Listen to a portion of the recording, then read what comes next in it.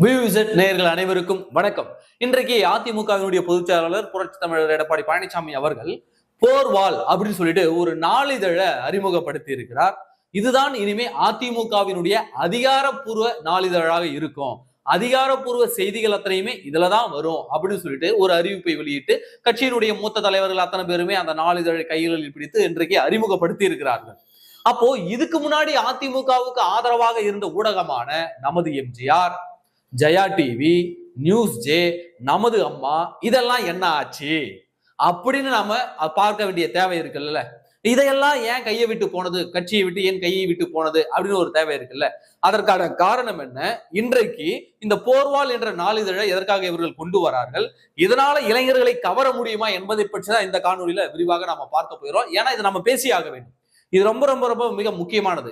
எனவே இதுவரைக்கும் நம்முடைய புதிய சேனலை சப்ஸ்கிரைப் பண்ணாம இருந்திருந்தா மறக்காம சப்ஸ்கிரைப் பண்ணுங்க. அப்படியே பக்கத்துல இருக்கிற பெல் சிம்பலையும் கிளிக் பண்ணிட்டீங்கன்னா நாம போடக்கூடிய வீடியோக்கள் உடனடியாக உங்களை வந்து சேரும். முதல் விஷயம், அதிமுகவினுடைய அதிகாரப்பூர்வ செய்தி நிறுவனங்களாக இருந்தது பாத்தீங்கன்னாக்க ஜெயா டிவி இருந்தது, அப்புறம் வந்து நமது எம்ஜிஆர் இருந்தது. இது வந்து சசிகலா, டிடிவி தினகரன் இவர்களை நீக்கிய போது ஜெயா டிவி சசிகலா அவர்களுடைய வசம் போனது, நமது எம்ஜிஆர் டிடிவி அவர்களுடைய வசம் போனது. இதுல ஜெயா டிவிக்கு மட்டும் 500 கோடி ரூபாய் பிக்சட் டெபாசிட் இருக்கு. அது தொண்டர்களுடைய பணம், இதை நீங்க மறந்துடாதீங்க.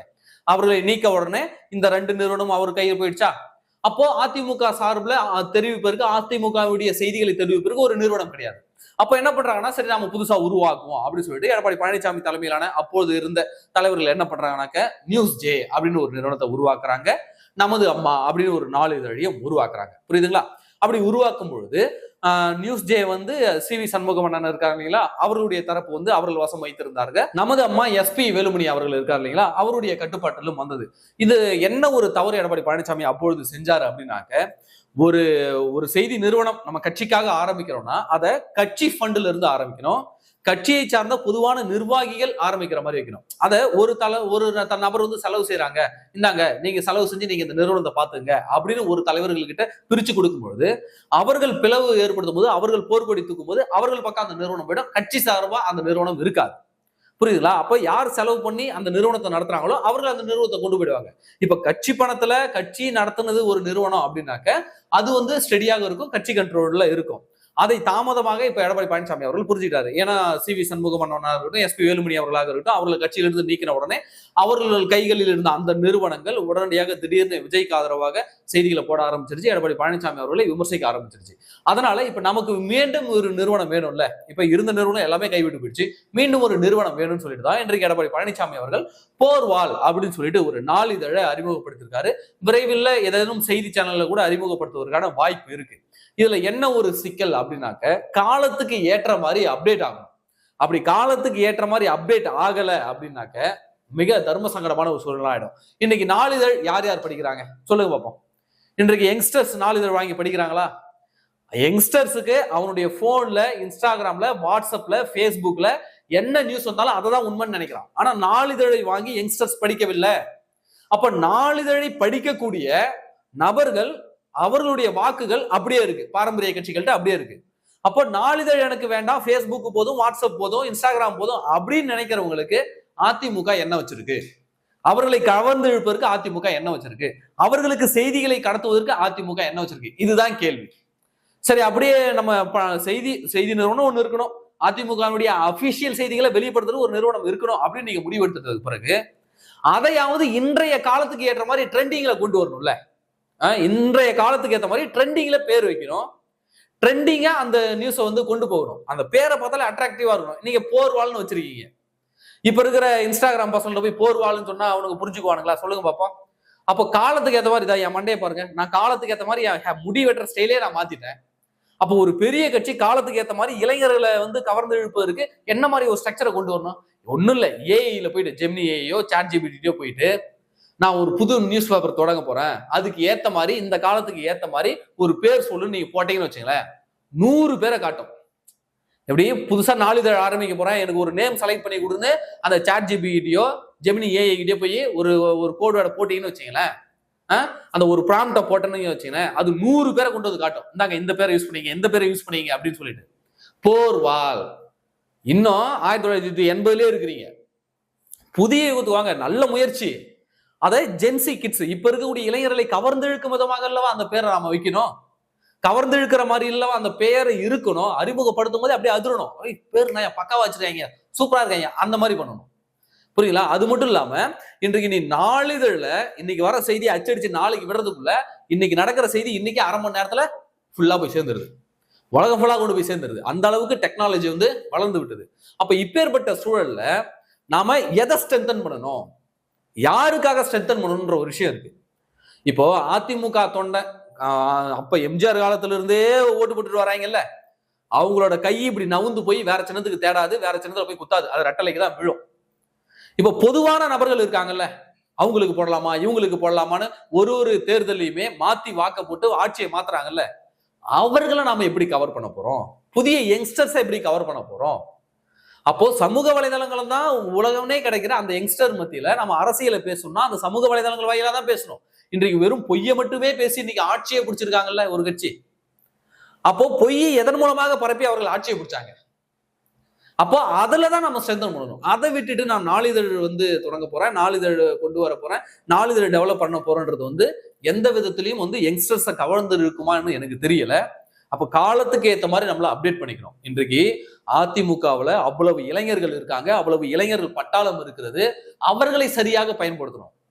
புரியுங்களா? அவர்களை சரியாக பயன்படுத்தி அவர்களை ஒரு ஸ்ட்ரக்சர் கீழே கொண்டு வரும், ஒரு அமைப்பு கீழே கொண்டு வந்து, இப்ப ஐடிவிங் இருக்கு, ஐடிவிங் நல்லா செயல்படுதுன்னா கூட அதை இன்னும் 100 மடங்கு துரிதப்படுத்தி விடணும், அதை இன்னும் மூடிக்கி விடணும். ஒரு நாளைக்கு 4 ட்வீட் போடுறாங்க அப்படின்னாக்க அதை அப்படியே ட்ரிபிள் மடங்கு ஆக்கி ஒரு நாளைக்கு 12 ட்வீட், ஒரு நாளைக்கு 16 ட்வீட்னு கொண்டு போகணும்.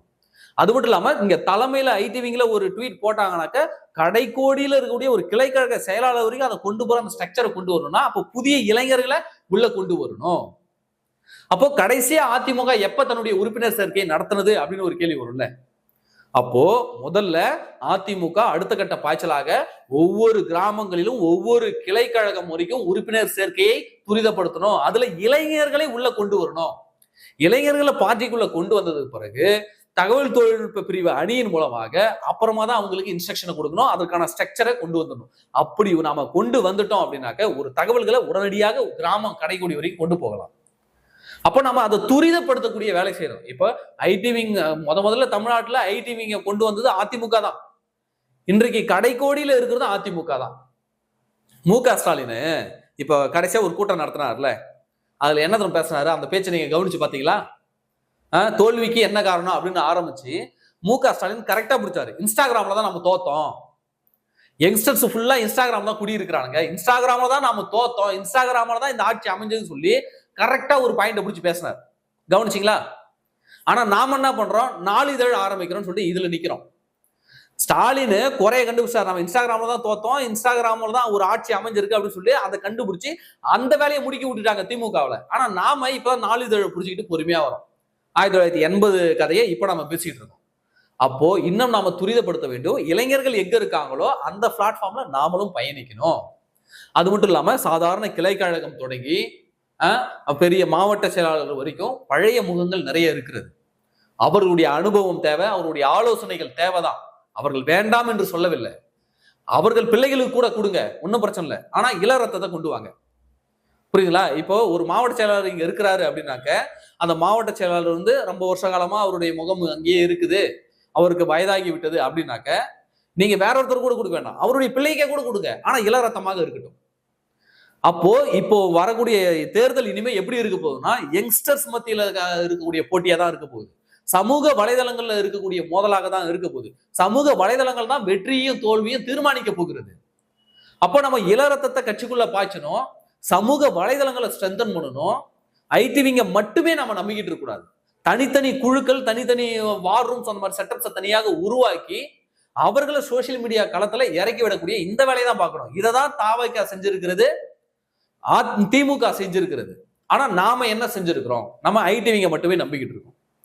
அப்போ கட்சியினுடைய தலைவர்கள் இருக்க சமூக வலைதளங்கள் அத்தனையுமே ஆக்டிவா இருக்கணும். ஒரு நாளைக்கு 20 ட்வீட் 30 ட்வீட் ஏதோ ஒண்ணு போட்டுக்கிட்டே இருக்க, ஆக்டிவா இருங்க. அததான் யங்ஸ்டர்ஸ் வந்து பார்ப்பானுங்க. இது பரவாயில்லப்பா, இவர் பாரு இத்தனை ட்வீட் போட்டுருக்காரு, எத்தனை ட்வீட் போட்டுருக்காரு அப்படிதான் பார்ப்பாங்க. இப்போ காலம் மாறிடுச்சு. நாம இப்பயும் உக்காந்துக்கிட்டு இப்போ நான் ஒரு விஷயம் இந்த தேர்தல் நல்லா புரிஞ்சுக்கிட்டேன்.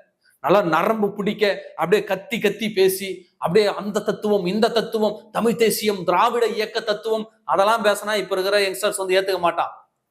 புரியுதா? இப்ப இருக்கிற யங்ஸ்டர்ஸ் மண்டையில அதெல்லாம் ஏத்தனா ஏறவே ஏறாது. நான் மாமே கிசாவாகிதா அப்படின்னு பேசினாதான் ஏத்துக்குவான்னாக்க நம்ம அந்த அளவுக்கு இறங்கிதான் ஆகணும், வேற வழி இல்லை. அவன் வழியில போய் தான் அவனை திருத்த முடியும். கிசாவை அடிச்சுட்டு கிசாவா சுத்துறவங்க கிட்ட போயிட்டு திராவிட இயக்க கொள்கைகள் என்றால் என்னவென்று தெரியுமா அப்படின்னு கேட்ட வச்சுக்க, போடா அப்படின்ட்டு போயிட்டே இருப்பான் அவன். அப்போ அவனை கவர்ந்து இழுக்க, அவனை அரசியல்படுத்த அவன் வழியில் தான் போய் ஆகணும். அப்போ நாம என்ன செய்ய போறோம்? சோசியல் மீடியாவை எப்படி ஹேண்டில் பண்ண போறோம்? அதுதான் முதன்மை நோக்கமா இருக்கணுமே தவிர இந்த நாளிதழ் போன்ற செட்டப்புகள் தேவை. ஆனா இது கூட நம்ம முடிஞ்சிடக்கூடாதுன்ற. நாளிதழ் ஆரம்பிச்சது நல்ல விஷயம், ஆனா இதோட முடிஞ்சிடாதீங்க. அடுத்து சோசியல் மீடியா பக்கம் கவனம் தரப்புங்க. அதிமுக கட்சியில் இருக்கக்கூடிய இளைஞர்களை பயன்படுத்துங்க, இளைஞர்கள் சக்தியை பயன்படுத்துங்க, அவங்கள வேலை வாங்குங்க. கட்சிக்காக செய்ய சொல்லிட்டு அவங்கள தூண்டி விடுங்க, அவங்கள உசுப்பி விடுங்க. அதை தான் நாங்க கேட்கிறோம்.